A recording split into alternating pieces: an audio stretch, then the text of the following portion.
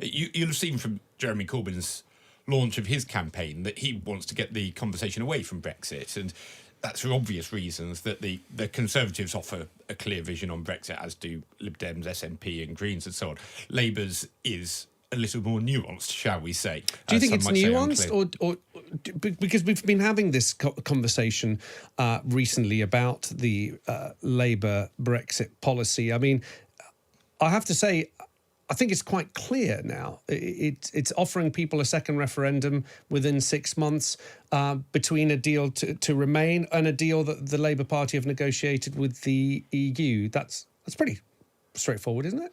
Well, it's only straightforward if you believe, and I think you have to lack reality to believe that you can possibly go into a negotiation where you say to the party you're negotiating against that, come what may, you're going to campaign against a deal that you're trying to negotiate with them. Because the premise of, and this is where it is obviously ridiculous, and and don't get me wrong, I think that in fairness to the Labour leadership, it's very difficult for them to hold together the two sides of their party, and that's why they've done this. But clearly, it's a ridiculous suggestion. The idea that you can go and negotiate with the EU, saying we're going to tell people to vote against it. There is not going to be a meaningful deal. They haven't said EU. that though.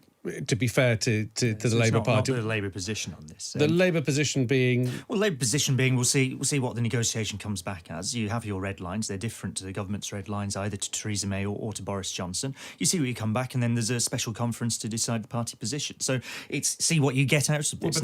That's not what John McDonnell was saying. That's not what Emily Thornberry was saying. I think individual MPs, like all individual MPs, as we've seen over the last sort of few years of the Brexit process, will have their own views on likely outcomes there. I think the sensible thing to do is, if you're going to negotiation, is we'll see what we get back. Now, I do trust Labour's negotiating team, who have actually been over to see the EU for the last few years now, and have got some sense of what is achievable and what is possible, will be able to come back with a better deal than Boris Johnson's was fairly quickly. So what are the aspects of the new deal that Labour is going to negotiate, that A, it will be able to negotiate, and B, will mean that John McDonnell, that Emily Thornberry will campaign to leave?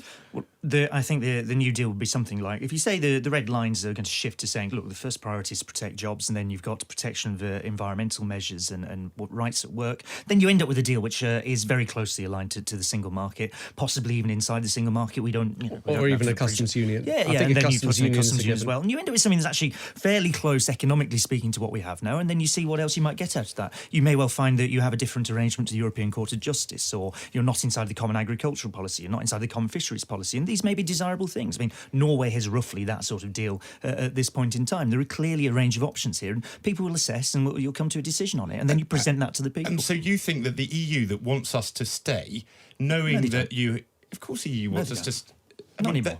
Yes, they do. That's they what might they've not. said repeatedly. James has got a point. They might not now. They do. Of course, they want us to say it's the best way of keeping the European project on track is to say, look, a country as large and as powerful as Britain tried to leave, and they still ended up wanting to stay. It would certainly discourage others from going down that path. It would be rather a lot if it was a real number in any sense. I mean, what's incredible about this is, where does this figure come from? Well, I can tell you. I can tell you where ahead of a manifesto being published and any commitments to any spending being made as a manifesto promise. It's odd to be able to say, it's definitely 1.2 trillion. Here's where it comes from, according to the Sunday Times. The Tory party claims that its 1.2 trillion figure is based on costings for Labour's last manifesto and most recent pledges across a 5-year period, which is the length of the next parliament. So that's where they're costing it. So it's already cumulative, right? It's not a 1.2 trillion a year. It's just 1.2 trillion inside of 5 years that they're trying to say there.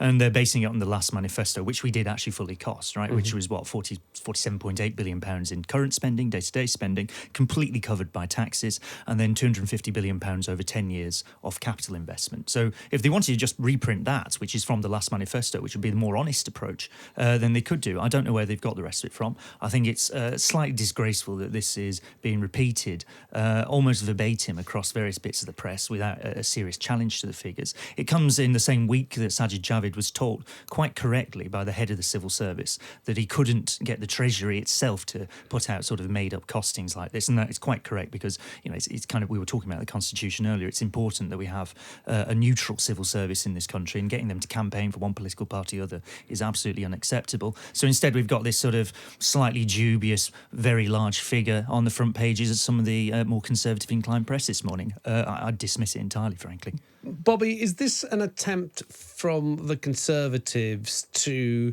overinflate, if you like, the Labour spending plans? Because for the first time in a long time, the Conservatives themselves are giving that magic money tree an almighty shake.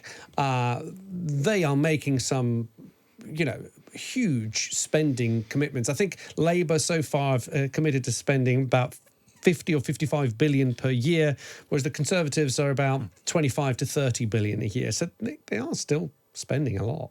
They are, and I think it's unsurprising because I think we've got to a place as a society where after a very long period of time when we have had austerity, I think people think it's finally time to have their jam, and people feel that it's time to get the just desserts for the fact that we have had a long period of austerity, which I think is why we're seeing this trend here. I mean, I haven't seen the underlying analysis, and I'm not saying I'd be qualified to necessarily undertake the economic analysis to say whether it's right or not. What is clear is that Labour is promising a huge raft of spending increases. I'm not sure necessarily it's great politics to be saying, look how much Labour's going to be giving you. Because it was. It's one way of looking at it. I mean, I think it was. I think it was possibly Howard Macmillan who said similarly that don't talk about how much they're going to spend because people might rather like that. But there is a different point which is about economic competency, and the mantra that has been said by the Labour Party and by many others is about Brexit is, well, nobody voted to be poorer, and you have to also accept that the analysis by business and people in the city, and I accept Labour won't accept that analysis, but their analysis is that a Corbyn majority government would be a bigger economic shock than Brexit.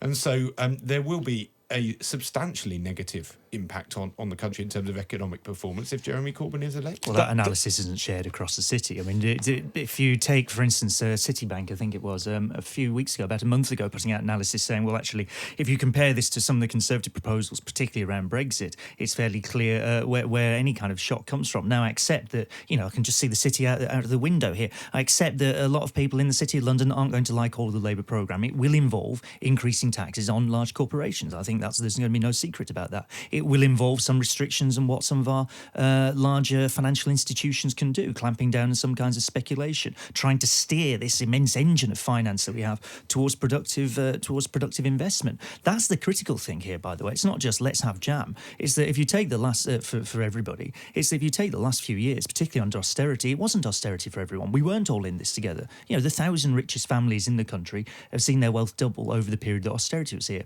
Other people still are, on average, paid less than they were before the financial crisis. That's the situation we're in. So it's understandable that there's a desire to see things shift. But it goes beyond the last 10 years. I think you're probably looking for some of the places that we talk about, often in the north of England, outside of London, certainly, where you're talking 30, 40 years of a lack of investment. And that's kind of where both the parties are actually trying to focus some of their attention. They want to be able to say, look, you were denied the investment that some parts of London have got for a long period of time. We're going to give it to you. Labour has a very big pledge of 400 billion. Sajid Javid, I think, was talking about 250 billion or so earlier this week. That's where the two parties now stand. That's where a lot of this economic argument is now going to end up. It's Jeremy Corbyn who, of course, came out and said he didn't know any billionaires, even though he had tea with Bill Gates. Nothing to be ashamed of.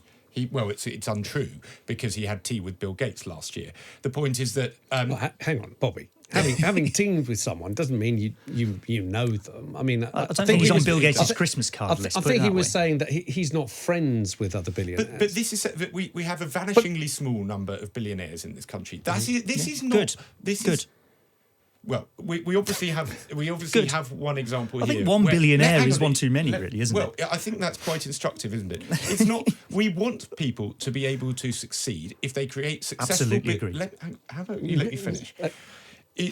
You want people to be able to succeed if they create successful businesses. You want businesses to be businesses that act appropriately towards their staff and pay them well and give them good conditions. I support all of that. But but the idea that somehow, if you create an incredibly successful business, then that is a bad thing, which is what James says. Because if you do create a successful business, you make an awful lot of money. I think that tells you a lot about where Labour's economic policy goes. No, that's not what I said, is it? If you create a successful business, fine. But what I said was that, come on, £1 billion. You billionaire. But hang on, you did say that, James. Yes. You said $1 billionaire is one too many. We should not be in a world where people. Who on earth is really worth £1 billion? Well, I'm fine with aspiration. I'm fine with success. Someone who's invented something that helps humanity. Maybe they're worth £1 billion. But look, it's not for you, me, or Bobby to decide how much money do you actually need. That's not a question that is. I think it kind of is. I think that's an interesting question to get to. It's an interesting question to get to. But hang on, one second. second. We have to acknowledge that successful businesses, multi-billion-pound corporations that have been set up in this country, that are British-owned, that operate out of this country, are an asset to this country. And what Bobby's saying there is this vilification of successful businesses is not. It's all very well to say we want businesses to behave responsibly towards the environment, towards their employees, etc. But you can't vilify them, just as on the other side, Bobby, I would say vilifying any sort of hint or smell of socialism is what the other side have been doing, really, isn't it? Well, Jeremy Corbyn needs to be feared at all times because he's going to come into power and take all our money away. That's almost as basic as billionaires are bad. Both sides are playing childish politics. But there is a difference, so let me explain this. That the point is, the issue in this country is not actually about billionaires. It helps the Labour Party to try and talk about as if there are these vast numbers of billionaires and this is what it's about. It's not. The taxes that are being proposed at a much lower level.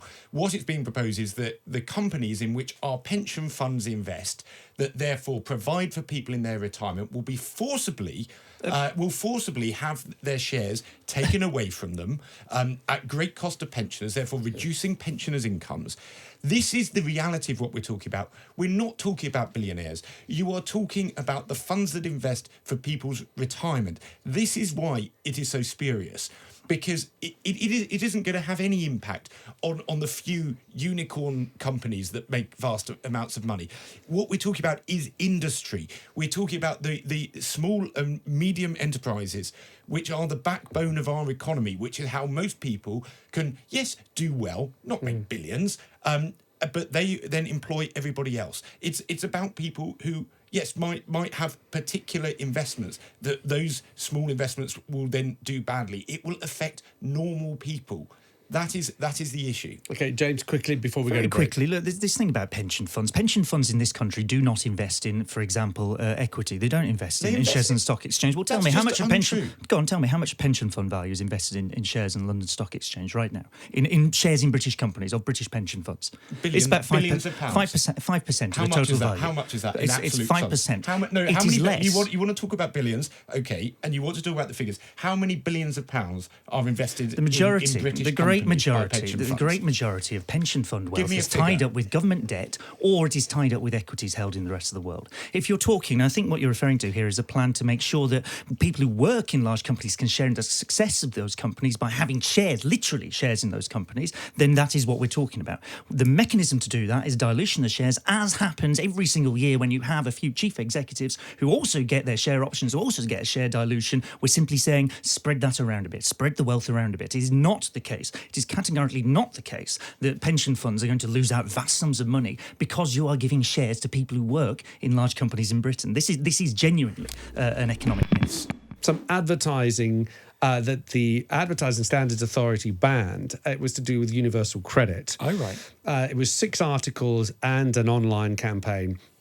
But it was claims, it was myths of universal credit versus facts, Right.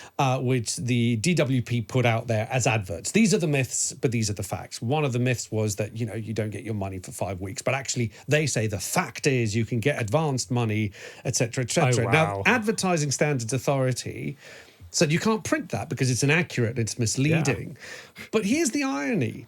Had I had a DWP minister here in the studio, sat where you are, they could have told me that and they could get it out there. And the message is out there and it's spreading now. I could challenge it. If I have the facts at hand, I could challenge it. But they can still say it. But because they chose to put exactly the same message in an advert, the Advertising Standards Authority were able to quash it. Now, let me push that one bit further, Go on. which is if it hadn't been the government that put that in an advert, but instead it was the Conservative Party, the Advertising Standards Authority would not have touched that advert. Really? But it's still an advert. The Advertising Standards Authority will not touch political adverts. So if you're seeing stuff on billboards, on magazines, on your online, on your Facebook feed or your Twitter feed or whatever else, there is absolutely nobody guaranteeing that is, in the words of the Advertising Standards Authority, legal, decent, honest and truthful. You are on your own, except for the kind of conversation we're having now. So you can check it out at fullfact.org. You can check it out by listening to shows like this one, but please don't assume that what you're seeing has been checked by anybody.